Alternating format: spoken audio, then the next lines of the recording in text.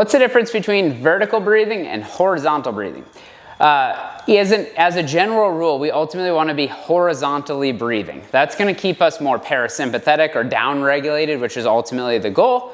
And it's going to allow us to be most efficient just in how we breathe day to day. And then in terms of training, it's going to actually allow us to be able to create more stability for our whole trunk, our whole spine, which is going to allow you to move with more freedom while being less likely to become injured. So horizontal breathing is going to be essentially, as you take an inhale, you're filling your whole intra-abdominal area with pressure, and that breath is literally going out. So I'm feeling my belly expand forward, I'm feeling my sides expand laterally, and I'm breathing into my lower back. So it's as if I'm filling up a barrel worth of air, and everything from basically your chest down is what's expanding with air.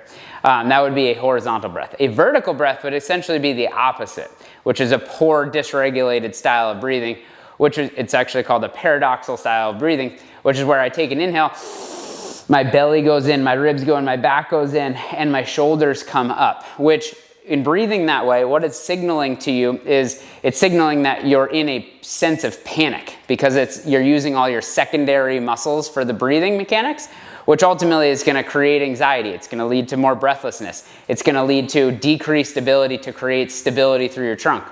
So the easiest way to work on patterning this and becoming aware of this is first at rest, because again, while you're exercising, it's going to be harder to do. So start at rest while you're sitting, while you're working, maybe while you're gently walking around the neighborhood.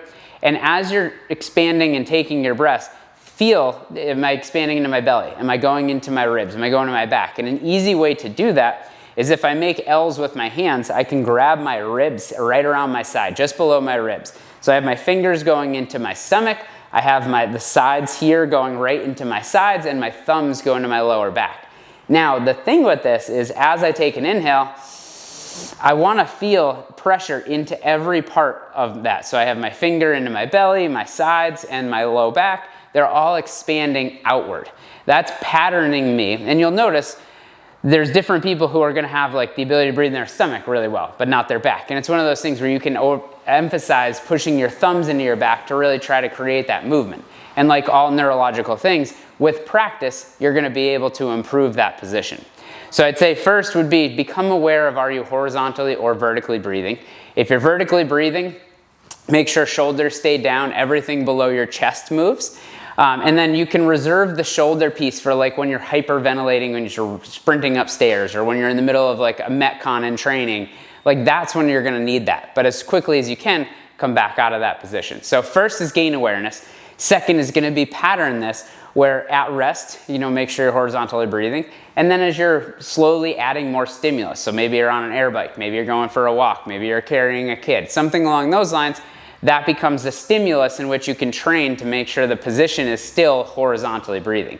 And the more you can create that awareness in everyday life, the more it's going to transfer over into all of your athletic pursuits. It's going to bring down your anxiety. It's going to help just be a better, more regulated breather as it relates to life day in, day out.